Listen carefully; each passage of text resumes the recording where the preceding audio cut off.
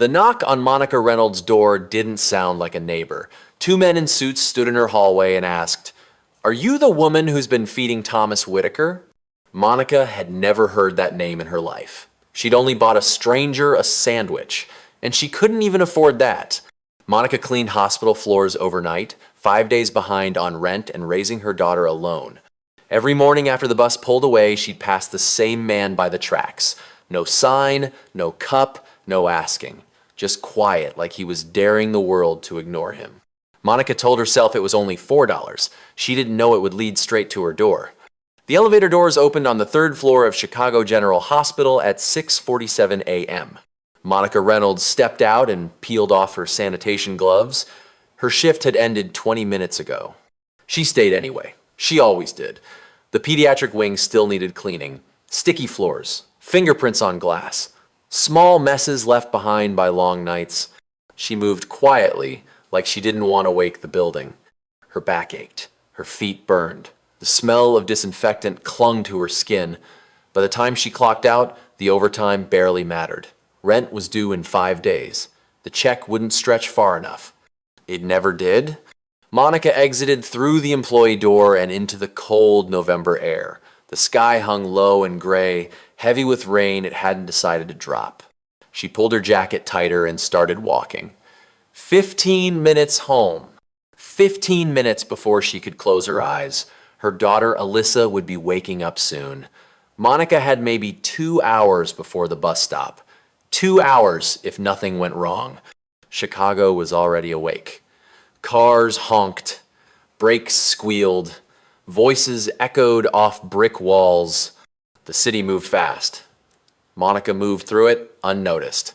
She passed the corner food stand she walked by every morning. Eggs sizzled. Sausage steamed. Her stomach tightened. Not today. She'd spent the last of her cash on Alyssa's school supplies. New notebooks. A calculator, the teacher said, was required. Breakfast could wait. Her phone buzzed in her pocket. She didn't need to check it. She already knew. A text from her landlord. Reminder, rent due Friday. Monica shoved the phone away and walked faster. Her apartment building came into view. Old brick, chipped paint, cracked steps worn down by years of tired feet. It wasn't much, but it was theirs, for now. Inside, Alyssa sat at the kitchen table, already dressed. Her cereal had gone soggy. "You're home early," Alyssa said. "Got lucky," Monica said. They both knew that wasn't true. Monica sat across from her and tried to smile. Alyssa was 11 now, taller than last year, quieter too. Too aware. "You okay?" Alyssa asked. "I'm fine. Just tired." Alyssa nodded, but her eyes lingered. Kids always noticed more than adults thought. Monica closed her eyes for a second. Numbers crowded her head. Rent, utilities, groceries, bus fare. The same math every month. The same answer. Barely enough. "Mom," Alyssa said gently, "don't fall asleep." Monica opened her eyes. "I'm up." Alyssa rinsed her bowl and checked her backpack. Pencil case, homework folder, lunch. She checked everything twice. She'd learned to do that early. Monica hated that. At 7:45, they walked to the bus stop 3 blocks away. The morning rush had fully started. People hurried past with heads down and earbuds in. No one looked at anyone. Monica held Alyssa's hand. Alyssa didn't pull away, even though she probably wanted to. These few minutes were all they had. They passed the boarded-up storefront near the elevated tracks. The windows were covered with old plywood, faded paint peeled off the bricks, and sitting against the wall was the man. He was there every morning. He looked around 50. His clothes were worn but clean. His gray hair was neatly combed. His back was straight. His hands rested calmly in his lap. No sign, no cup, no asking. He just sat there, watching people pass like he was part of the building.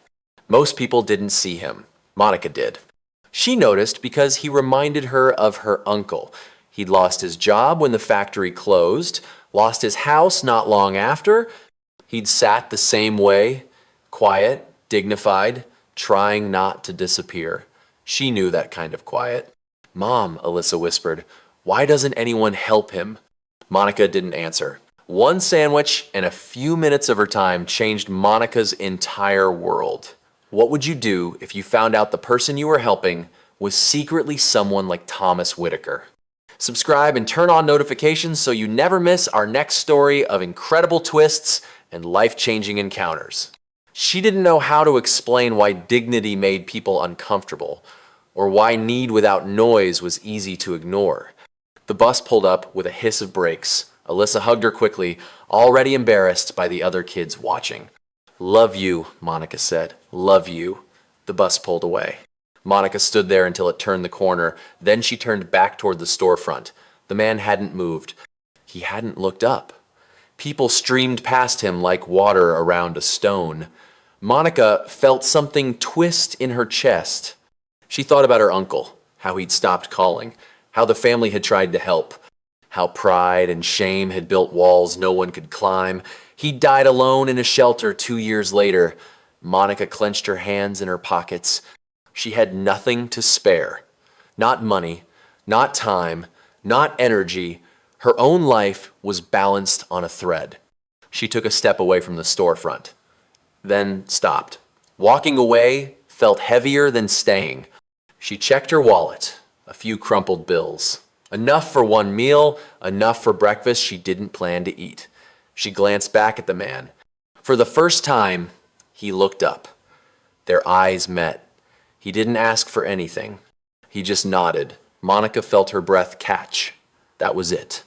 No words, no plea, just acknowledgement. She turned toward the food stand. Each step felt reckless, irresponsible, dangerous. Every part of her screamed that she couldn't afford this. But her feet kept moving. She ordered 2 breakfast plates, eggs, sausage, toast. The vendor handed her the bag. Her wallet felt lighter than it should. She carried the food across the street. When she reached the storefront, the man looked surprised. She held out the bag. "I thought you might be hungry," she said. He stared at it for a moment. Then he took it carefully, like it might break. "Thank you," he said. His voice was steady, clear, not broken. Monica nodded and stepped back. She didn't wait for praise. She didn't wait for conversation.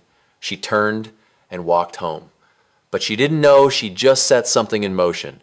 Something that wouldn't stay small. Something that would follow her weeks later, straight to her door.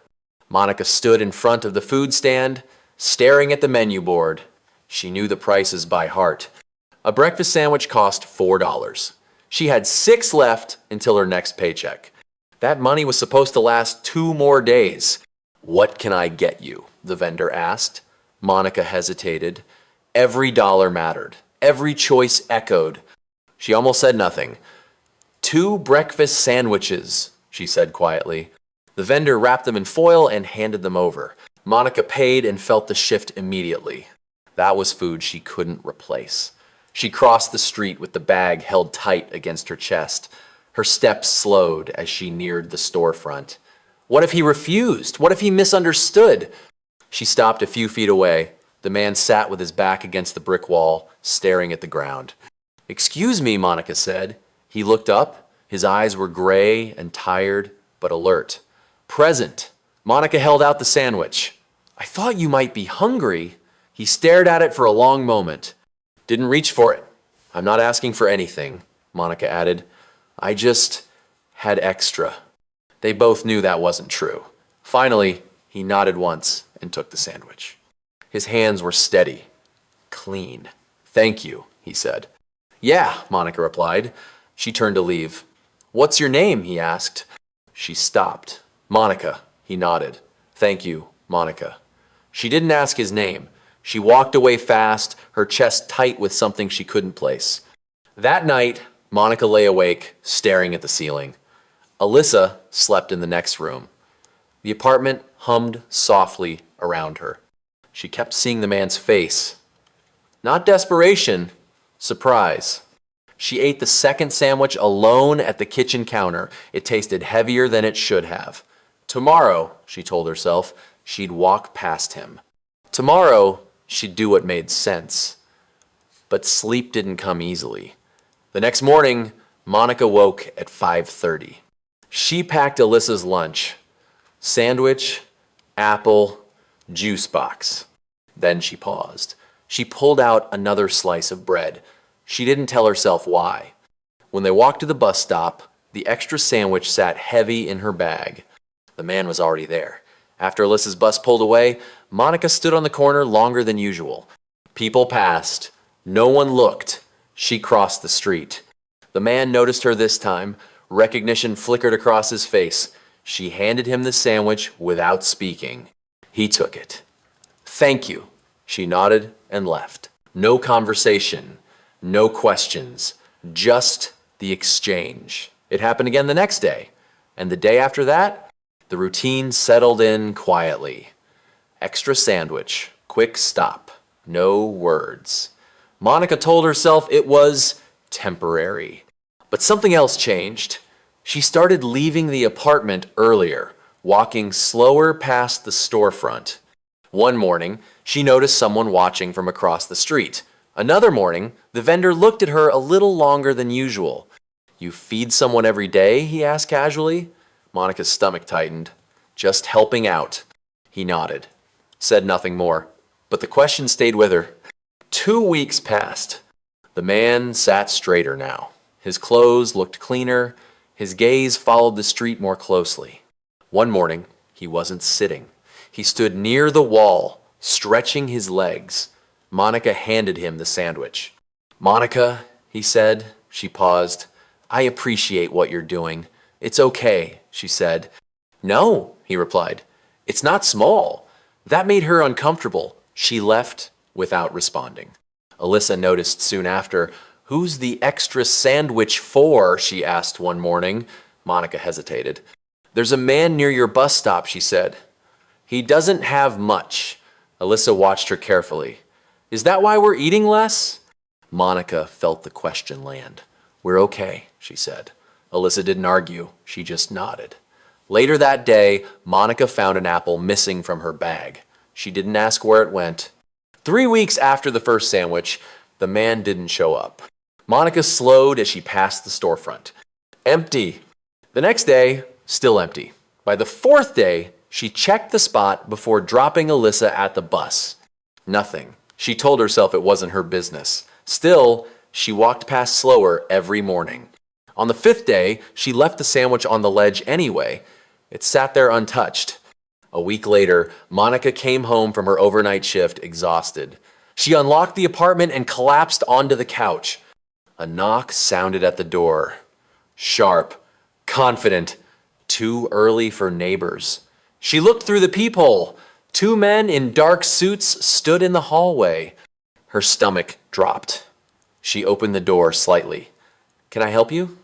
The taller man smiled politely. "Are you Monica Reynolds?" "Who's asking?" "We're attorneys," he said. "We're looking for someone." Monica's pulse quickened. "I don't know what you mean." "We believe you do," the other man said. He paused. "His name is Thomas Whitaker." And everything stopped. Monica stood frozen in the doorway. The name meant nothing to her. She had never asked for it. She had never wanted to know, but these men knew hers. "I don't know anyone by that name," she said carefully. The older attorney stepped forward. Gray hair, sharp eyes, calm voice. "Miss Reynolds, we're not here to cause problems." "Then why are you here?" "To ask about a man you've been helping," he said. "Near the bus stop by the elevated tracks." Monica was surprised. How did they know that? "I don't understand what this is about," she said. "May we come in?" the older man asked. "Just a few minutes." Monica glanced toward Alyssa's bedroom door. Closed. Quiet. "Fine," she said, "but keep your voices down." She stepped aside.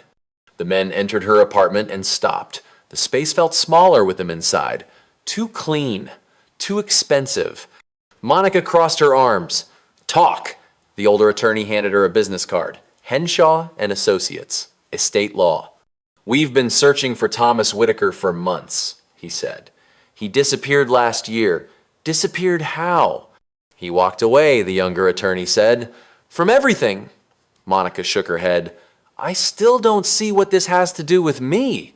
The older man sat on the edge of the couch without asking. 3 days ago, Thomas contacted us, he said. He told us where he'd been. Monica felt the room tilt. What did he say? He said, someone fed him every morning, the man replied, without questions. Monica swallowed. He said her name was Monica. Silence filled the room. So, Monica said, so he asked us to find you. Why? The older attorney studied her for a moment. To make sure you were real. Monica let out a short laugh. That's it? You show up here because of some sandwiches? Because you kept showing up, the younger attorney said. Monica's voice hardened. I didn't save him. No, the older attorney agreed. You didn't. He reached into his briefcase and set an envelope on the table. You reminded him, he said, that he still existed. Monica didn't touch the envelope. Who is he? She asked. The younger attorney opened a folder. He didn't push it toward her. Thomas Whitaker is the primary heir to a manufacturing company based in Chicago, he said. Family owned. 3 generations. Monica stared at him. You're saying the man I fed was rich. Once, the older attorney said. Not anymore. Not the way it mattered. Monica shook her head slowly. Then why was he out there? He broke, the man replied, and he left before the world could finish the job. The words settled heavy. He said something else, the attorney continued. He said the routine mattered more than the food.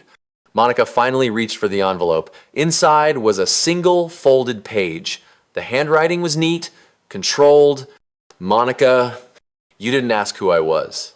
You didn't need a reason. You didn't try to fix me.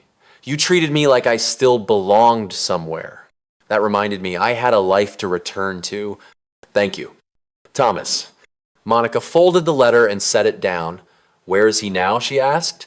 Safe, the older attorney said, getting help. She nodded once. Then the younger attorney spoke again. There's something else. Monica didn't look up. No, we haven't offered anything yet. She stood. I don't want anything. The older attorney rose slowly. He asked us to help you, he said, quietly. Monica laughed, sharp and tired. I can't afford help. That's why he insisted, the man replied. What kind of help? She asked. Enough to make things easier, the younger attorney said, not to change who you are. Monica shook her head. People don't just do that. The older attorney met her eyes. He said you'd say that. What else did he say? He said, sometimes kindness doesn't end when you give it, the man replied. Sometimes it comes back looking unfamiliar. Monica said nothing. We're not asking you to decide today, the younger attorney added. Just think about it. They moved toward the door. After they left, the apartment felt too quiet. A moment later, Alyssa's bedroom door creaked open. Mom, she asked softly, who was that? Monica looked at her daughter, at the life she'd been holding together piece by piece. I don't know yet, Monica said, but I think something just caught up with us. Monica didn't sleep. She lay on her back, staring at the ceiling as the afternoon light shifted slowly across the room. The apartment was quiet, too quiet. Alyssa was at school. The city hummed outside like it always did, but inside her chest, everything felt loud. Thomas Whitaker. The name replayed in her head over and over. A manufacturing heir. Lawyers, missing for months. And somehow, the man who sat against a brick wall near the bus stop, it didn't fit. None of it did. She turned her head and looked at the coffee table. The documents were still there, untouched, exactly where the attorney had left them. She hadn't opened them, hadn't even moved them. It felt dangerous to look too closely, because once she did, she wouldn't be able to pretend this was nothing. Her phone buzzed. Another message from her landlord, just following up. Rent is due Friday. Monica exhaled slowly and set the phone face down. She closed her eyes and saw her Uncle James. The way he'd waved people off when they offered help. The way he'd insisted he was fine, even when he clearly wasn't. Pride, he'd called it. Monica had called it strength. Now she wasn't so sure. That evening, she cooked spaghetti. Same box, same sauce, Same meal they ate whenever money was tight, which was most weeks. Alyssa sat across from her, swinging her legs slightly, twirling noodles around her fork. Mom? Alyssa said. Yeah? You're quiet. Monica forced a smile. Just tired. Alyssa studied her for a moment. Kids always noticed more than you wanted them to. Was it about those men? Alyssa asked. Monica paused. She set her fork down. Yes. What did they want? Monica took a breath. They came because of the man by the bus stop. Alyssa's face softened. Is he okay? He is, Monica said. He's safe. Alyssa nodded, relieved. Good. There was a pause. Why did they need you then? Alyssa asked. Monica stared at the table, the chipped wood, the small cracks she'd never been able to fix. He wanted to say thank you, Monica said carefully. Alyssa frowned. For the food? For more than that. Another pause. Alyssa leaned forward. Mom, are we in trouble? The question hit harder than anything else that day. No, Monica said quickly. No, baby, nothing like that. Then why do you look scared? Monica swallowed. Because sometimes, she said slowly, good things feel scarier than bad ones. Alyssa didn't fully understand, but she nodded anyway. They want to help us, Monica added. Alyssa's eyes widened. Help? How? With bills? Rent? Things like that? Alyssa's fork stopped midair. Really? Maybe, Monica said. I haven't decided. Why wouldn't you? Alyssa asked. Monica looked at her daughter, this girl who had learned to ration cereal and never asked for new shoes. Because I don't want you thinking we only matter when someone rich notices us, Monica said quietly. Alyssa thought about that. Then she said, I think we mattered before. He just saw it. Monica felt her throat tighten. That night, after Alyssa went to bed, Monica finally opened the documents. She didn't read everything. She couldn't. Just enough to understand debt relief, rent assistance, medical bills, a long-term education account for Alyssa. It was real, too real. Her hands trembled as she closed the folder. She picked up her phone and stared at the business card again. Then, before she could talk herself out of it, she called. The older attorney answered, Miss Reynolds, I want to meet him, Monica said. Before anything else. There was a pause. That can be arranged. When? Tomorrow afternoon. Monica closed her eyes. Okay. The next day, she stood outside a small cafe on West Adams, her heart pounding so hard she could feel it in her ears. She almost turned around. Almost. Inside, the cafe was quiet, warm, and sitting in the corner, holding a cup of coffee with both hands, was Thomas. He looked different, cleaner, healthier, steadier.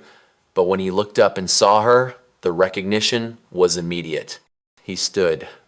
Monica, he said softly. She walked toward him, her steps slow, careful, like she was afraid the moment might break. Hi, she said. Thank you for coming. They sat. For a moment, neither of them spoke. You look better, Monica said, finally. I am, Thomas replied. I didn't realize how far gone I was until I wasn't anymore. Monica nodded. I never meant to disappear like that, he continued. I just couldn't breathe in my own life anymore. I know what that feels like, Monica said. Thomas looked at her, surprised. I don't have your money, she added, but I know pressure. I know exhaustion. I know waking up every day wondering how much longer you can hold everything together. Thomas exhaled slowly. That's exactly it. He paused. I didn't tell the lawyers everything, he said. What didn't you tell them? That some days, he said quietly, the food didn't matter. What mattered was that you didn't rush past me. Monica's eyes burned. I almost did, she admitted. Every day. But you didn't. They sat with that. I don't want to insult you, Monica said finally, but I need to say this. Thomas nodded. Say it. I didn't help you because I thought you'd save me someday. I know, and I'm afraid, she continued, that if I accept this, I'll lose something, like I won't recognize myself anymore. Thomas leaned forward. Monica, do you know why I broke? She shook her head. Because I spent my life believing my worth was what I could handle alone, he said. That needing help meant weakness. He looked at her gently. That belief almost killed me. Silence settled between them. I'm not asking you to take everything, he said. I'm asking you not to suffer just to prove something. Monica stared at the table, at the grain of the wood, at her hands. I need time, she said. You can have all of it, Thomas replied. They stood. As Monica turned to leave, Thomas spoke again. You reminded me who I was, he said. Whatever you decide, that doesn't disappear. Monica stepped outside. The city moved around her like it always had. But for the first time in years, she wasn't sure which direction she was walking anymore. And that scared her more than being broke ever had. Monica sat on the couch long after Alyssa fell asleep. The folder rested open on her lap, heavy in a way paper shouldn't be. The apartment was quiet except for the train rattling past every few minutes. She read everything slowly, twice. The debts were listed clearly. Medical bills from when Alyssa had pneumonia, credit cards used for groceries and emergencies. The rent she'd been juggling month to month. All of it wiped clean. She turned the page. The housing plan wasn't flashy, no luxury, just a safer building, working heat, locks that didn't stick, a place where Alyssa could come home before dark. Then the trust, Alyssa's name printed in black ink. Monica frowned as she read the details. The money couldn't be touched. Not by her, not by anyone, only for school. Thomas had made sure of that. She closed the folder and pressed it to her chest. Her hands were shaking. This wasn't charity. It was intentional, careful, thought through, and that somehow made it harder. The next morning, Monica walked Alyssa to the bus stop like she always did. They passed the old storefront near the tracks. It was empty now. No blanket, no bag, no quiet man sitting against the wall. The brick looked colder without him. Monica stopped walking. She stared at the spot where she'd left sandwiches every morning, where she'd nodded and moved on, where something small had quietly mattered. Mom? Alyssa called. The bus is here. Monica took one last look, then walked over. I'm here, she said. Alyssa climbed onto the bus. Before the doors closed, she leaned out the window. I love you. Monica smiled. I love you more. The bus pulled away. Monica stood alone on the sidewalk. She pulled out her phone. The number was already saved. The attorney answered on the first ring. Miss Reynolds, I'll accept, Monica said, but I need to say something first. Of course, I'm not quitting work. I'm not stopping. I need to keep earning my life. There was a pause. Thomas expected that, the attorney said. He respects it. And I want to see him again, Monica added, not as a thank you, not as a debt. As what? As a person. The attorney smiled through the phone. I think he'd like that. Monica exhaled. Then yes. We'll begin today, he said. Things will move quickly. She hung up and stood there for a long moment. Nothing looked different, but everything felt different. A week later, Monica unlocked the door to a new apartment. The hallway smelled clean. The elevator worked. The locks clicked solidly into place. Alyssa ran inside first. Mom, she shouted, her voice echoing. There's a bathtub. Monica laughed, then cried, then covered her mouth so she wouldn't scare her daughter. The apartment wasn't big, but it was quiet, safe, whole. That night, Monica slept without her phone beside her pillow. No alarms, no panic, just sleep. 2 weeks later, she met Thomas at the same cafe. He looked healthier, steadier, like someone learning how to stand again. They sat by the window. I didn't do this to fix you, Monica said. I know, Thomas replied. That's why it worked. They drank coffee in silence. You know, he said, you were the first person in years who didn't want anything from me. Monica nodded. I didn't know there was anything to want. That was the point. They shared a small smile. 3 months later, mornings looked different. Monica cooked breakfast while Alyssa worked at the table. The fridge was full. The light worked. The air felt calm. No rushing, no fear. "Mom," Alyssa said, looking up, "Thomas wants to know if we're coming Sunday." Monica smiled. "Tell him yes." She looked around the room, at her daughter, at the quiet, at the life that finally felt steady. And she thought about one small decision made on an ordinary morning. A sandwich, a pause, a moment of seeing someone instead of passing by. She hadn't known it then, but kindness had been waiting to come back around. In a city that moves fast, Monica was the only one who stopped. She didn't help because she had extra. She helped because she knew what it felt like to be invisible. If you believe that every person deserves to be seen, subscribe to join our channel. And before you go, tell us, have you ever had a Monica in your life who showed up when you needed it most?